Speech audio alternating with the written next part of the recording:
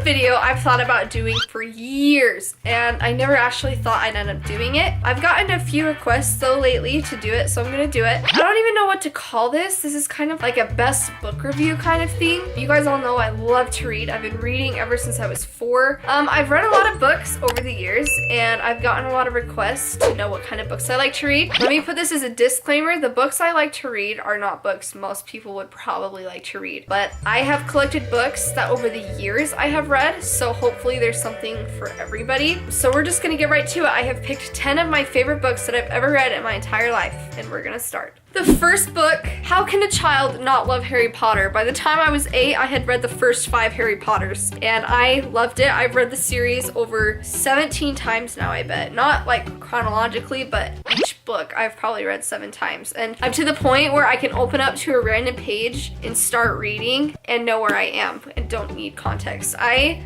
love Harry Potter. It's like a work of art. It is a classic, I think. For anybody who wants to read Harry Potter, I would say definitely go for it. I started off by my dad reading it to me, and then I'd kind of start reading, and then I could just read it on my own.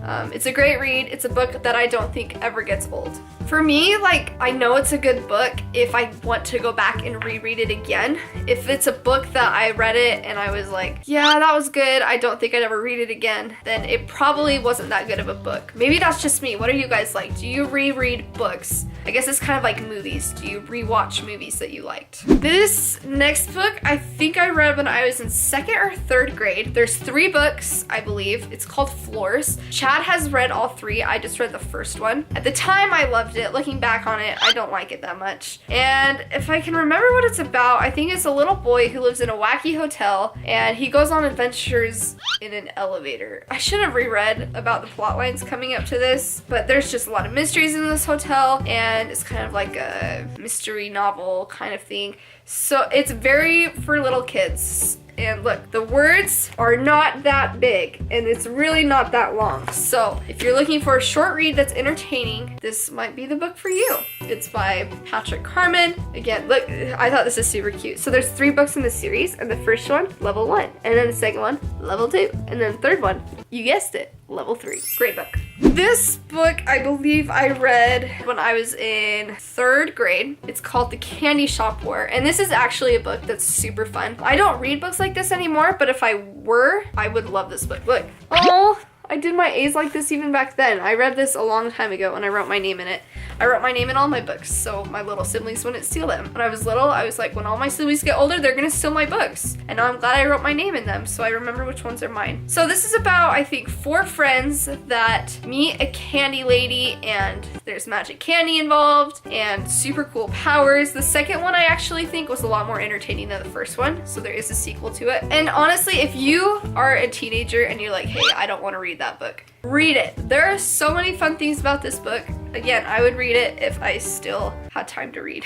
I don't have that much time to read anymore. But this is by Brandon Mole. He is a super famous writer, actually. I think he's actually from Utah, too. I have met him before. He's a really cool person. So this is a great book. This next book I read, I went and saw the play of it over the summer, I want to say. Daddy Longlegs. I remember when my mom first got it for me, I didn't want to read it. I was like, Mom, that's so stupid. First of all, it's written in letter form, which is very different from any book I had read up to this, but it's super, super cute. It's like just this innocent girl who's writing about growing up and going to college, and there's a man who pays for her education, and she doesn't know who he is, and she writes to him, and he never writes back. And I actually don't remember how it ends. If it's different from the play, I won't spoil it for you, but it's a super cute book, and I promise you won't be disappointed if you try it out. It is by Eva Ibbotson. It's a Puffin Classics. This next book, I loved it so much. I've read it maybe 5 or 6 times. It's called Edenbrook by Julian Donaldson. She also wrote one called Blackmore that I really liked, but this was by far my favorite. I remember this summer in between 5th and 6th grade, Chad and I were on a road trip with Grandma and Grandpa Griffiths going to Nauvoo, and I read this in the car ride, and this was probably one of the more mature books I'd ever read at that moment, and there were a lot of kissing scenes, and I thought they were super cute, and so I read them out loud to Chad, and I liked watching him blush and get embarrassed. But it was such a cute book. So it's about a girl named Marianne, or Marion, however you want to say it, and she goes off to the countryside, and she basically falls in love with a guy. There's a lot more detail to the plot. This is a book I would read if I had time to read. Blackmore is about a girl who just kind of, I think, breaks the mold that has been set for her, and I don't remember if she falls in love or not. But Julian Donaldson is a really good author.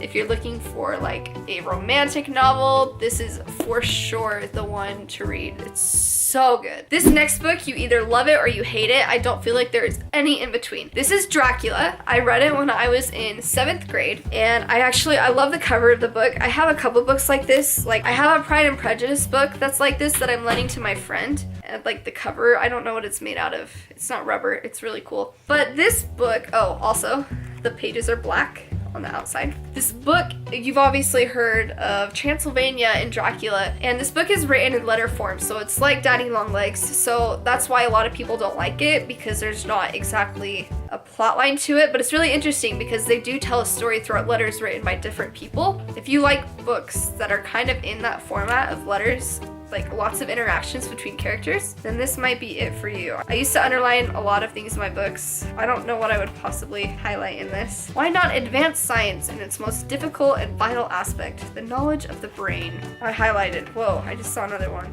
It's always fun for me to go back and look at things that I highlighted, especially Pride and Prejudice, because there are a lot of stuff about like chasing after guys and chasing after girls. And yeah, I was obsessed with guys back then, so it's cool to see what I highlighted. So like for here, for example, knowledge is stronger than memory. So that was a good quote from this book. I love books with good quotes. I love classics. I actually don't like Jane Austen that much. I'm sorry to do that. I don't feel like I learn a lot from her books. I loved Gone with the Wind. I love books that were just written a long time ago that teach lessons. So I like Dracula. Also, when I was in 7th and 8th grade, I kind of had a fascination with World War II. So if you look back here, so that tall stack of books, those are all law books, and everything right there, all those books, those are all World War II books. And this was one of the ones I read. It's called In Harm's Way by Doug Stanton. And you don't even have to be the biggest history buff to enjoy this story. It is in such an amazing story. It's about the USS Indianapolis, a boat that sunk and 300 people were killed, 900 people were cast into the ocean, and it talks about their story of survival while out at sea. It's so fascinating to me to learn about how different people handle stress in different kinds of ways. I believe, if I remember right, there were 2 groups that kind of went off. One of them, I won't tell you what happened to them, but one of them definitely reacted differently than the other one. And so you can see kind of the outcome that it had on their group. And again, you don't even have to like history to like this book. This book is just a really inspiring story. It's really easy to understand, even if you don't know the context of World War II or a lot of the things that happened during World War II. It's still an incredible read. Even Chad is getting into kind of World War II books like pararescuers and parachuters that jump out of planes. He's getting into that kind of stuff, so I'm going to try to convince him to read this book as well. I read this book last year in 9th grade. It was an assigned reading. Lord of the Rings. It is such an amazing book, and I probably won't read it for a while, but I feel like every time I read it, I'll be able to understand it more. I marked it religiously, especially the beginning. Let me show you the beginning. I tried to do color coding in the beginning. It didn't really work. And then, because we took quizzes on this every week. This is one of the books that there's so many hidden themes. There's so many symbols that you won't understand unless you really think about the book, which is something I really appreciate about books, is when they make you think. I feel like there's always a time for reading books that don't make you think. Those are always nice relaxers. Like, for example, I loved Divergent. I loved The Hunger Games. Those were kind of just for fun reads. And then there's books like this that you really can't just skim through. You really have to sit and read every word and think about it. So there are times for those kind of books too. So I really appreciate my teacher for making us read this. Can you see the beating it took? I was really determined when I got it to make it last, and then it didn't. So now it's kind of ruined. I read this book kind of the end of last school year, and then I finished it this school year. But The Count of Monte Cristo. This is by Alexander Dumas.